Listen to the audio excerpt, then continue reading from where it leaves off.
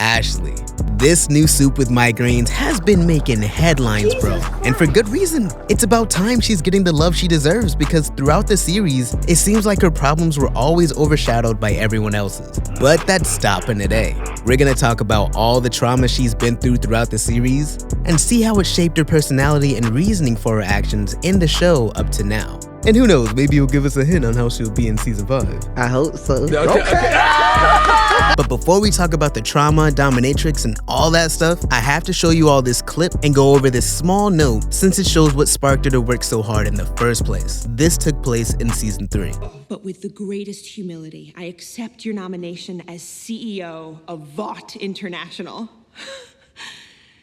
You know, my mother used to say before she died of cancer when I was 17. Okay, Ashley, that's enough. And this is small but important because the thing with Ashley is she's a major character, but she didn't really start stepping up until season 3. Before then, she was just in the background as the Milk Queen's assistant in season 1. There, she did everything she was told to do. She worked very hard and was almost too passionate about her career even in the beginning. What the fuck, Starlight?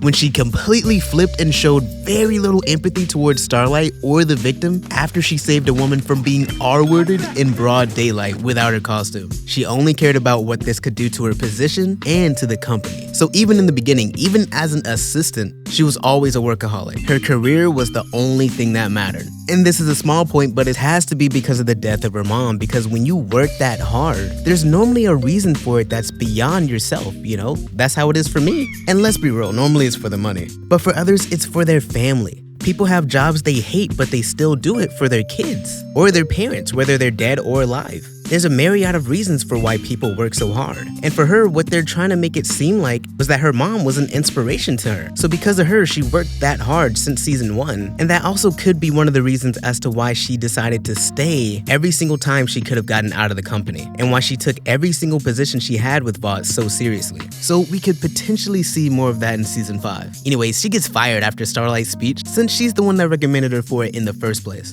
It's just how goddamn certain everyone is around here. But then Stillwell died at the end of season 1 and she was offered her job at the beginning of season 2. And this is when everything starts happening. She accepts the position with open arms because this company is apparently bigger than Disney. And it's without a doubt one of the highest paid positions in America. Because by replacing Stillwell, she became Vought's Senior Vice President of Hero Management. Now she's the boss of every single hero in Vought and their respective teams, including the 7, which is the greatest of them all. And essentially makes the heroes look good in the eyes of the public to increase sales and maximize power. It's a huge and powerful position. What she didn't know though was how bad Homelander really was. And now we're gonna start talking about all the trauma, dominatrix, and non-human comparisons. Ever since the promotion, she's dealt with this constant fear at the workplace because once she tried to exercise that power, she gets a painful reality check by Homelander. Is that I brought you here. You are dispensable, which means you answer to me. Okay. That's when she realizes that she has no real power. And what happened to him could easily happen to her. Afterwards, she was scared. Like, imagine every single shift, bro. You're at risk of being fired and murdered by your own boss who's technically under you. And on top of that, also dealing with all those other responsibilities while keeping the rest of the 7 in line. It's stressful. So much so that her hair is starting to fall out because of that, but she stays anyways. It's almost like an abusive relationship, and in a lot of ways, that's exactly what it is. Because Homelander not only threatens her life, but he demeans her. Makes her feel like she doesn't matter, and strips her of every kind of power she has throughout season 2. And that's abusive, that's bad. But the crazy thing is, over time, she starts to like it a bit. It's more open to interpretation than anything, but some people develop, let's just call them extreme fantasies, from traumatic experiences and relationships. And in season 3, she starts trying to reclaim that power over herself and other people in a safe environment. So through intercourse. And since this started happening after the abuse started, it's safe to assume that this is where the dominatrix side of her started to really come from. Or at least it's a possibility, and this is in many different studies. I'll even link one in the description. And this side of her only gets worse throughout the show since her relationship with Homelander and Vought gets more dangerous. There's a lot of layers to her character. Season 2 is also when we start seeing how inhumane she can be, which supports that monster theory. Like when Queen Maeve's girlfriend left her, she was dealing with it the only way she knew how. But Ashley couldn't care one bit. No kind of compassion. Like, even if you walk in on somebody like that, Queen Maeve is obviously going through it. Like, look at her face. But once she told Ashley, she didn't even hear it. All she cared about was the company. It took Maeve saying this. It would be really good. Ashley, for once in your life, be a fucking human being. To snap her out of it and understand, like, you know, you're right. I don't know what I was thinking. And then when you couple that with this scene in season 3 with Starlight asking where Queen Maeve is and warning her about Homelander, she cracks a little bit. Powers. You don't need powers. You just need to be human. Please, where is Maeve? Look, Starlight.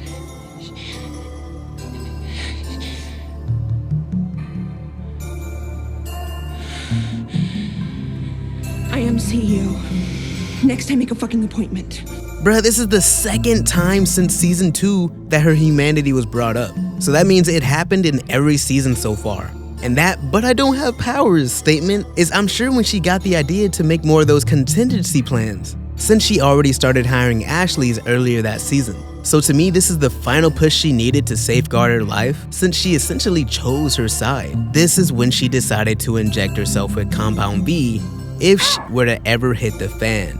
And the worst part about this is that she's so obsessed with Vought, obsessed with him, and the power she has here dealing with all these superpowered people, that she'd rather risk her own life and keep that power than do the right thing most times. She did the exact same thing in season 4 when A-Train told him to leave with her. And that's how it is when you're in an abusive relationship. You make up all these excuses to stay, and you don't listen to other people's opinions, even when you yourself see the signs. The only time when she actually considered quitting was when she saw that he was actually listening to Sister Sage. I'm gonna finally do it. I am finally gonna fucking quit. This means at this point, one of the reasons why she's been here all this time was for him. He satisfies that dominant itch for her. And I don't think they have that kind of relationship. It's not like S3-actual. But just based on my personal experience with women, no matter how masculine a woman or girl boss is at the end of the day, she wants to be dominated. Like, that's just how women are. It is what it is. And when it comes to that for her, no one else does that for her. Like,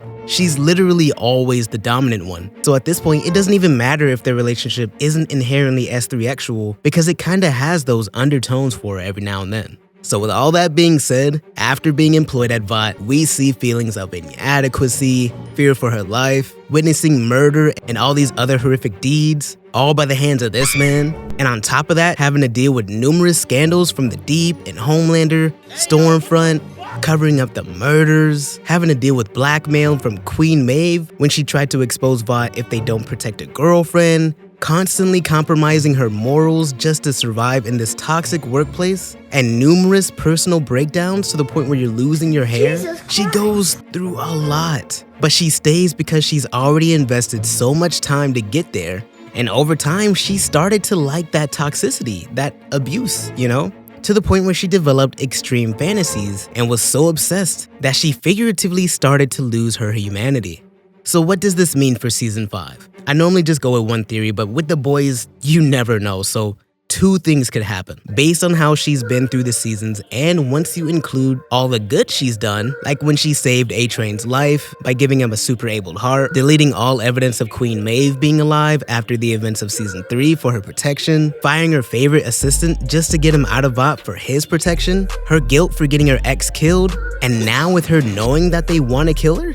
Depending on what's going on in her mind and her resolve when she takes the V, she'll either 1. Completely take back her power and finally take a stand against Homelander, which means regaining everything she's lost in Vought, so her power and her hair. She'll have powers akin to Medusa and the Inhumans and potentially become the dominatrix of the century. Or number 2, she talks herself out of it just like she's done time and time again. And if she does that one more time, she will become a mindless, hulking monster that only has Vought's and Homelander's best interest at heart. This is my final predictions when it comes to her in season 5. And I think it's one of these two because it's the final season. They're going to finish her arc for good. There's no way she's gonna be in between anymore, unless they do some kind of spinoff with her, but I doubt that. And I've also seen other theories that are contenders too, like I'm not gonna shoot them down. Like the one where she becomes someone like the leader from Marvel and gets extremely smart. That way she feels like she can finally compete with Sister Sage for Homelander's affection and approval. Or a capybara. It's a giant rodent from South America. Either way it goes, I'm down for the ride, and yeah, actually, that's all I gotta say. This is her trauma, and she's been through a lot of it. Like, I really hope they do her justice, man. I really do. I'd love to see her just be that ultimate dominatrix and gang up on Homelander with everyone else. But yeah, thank you all for watching, and I'll catch you all in the next one. Peace out.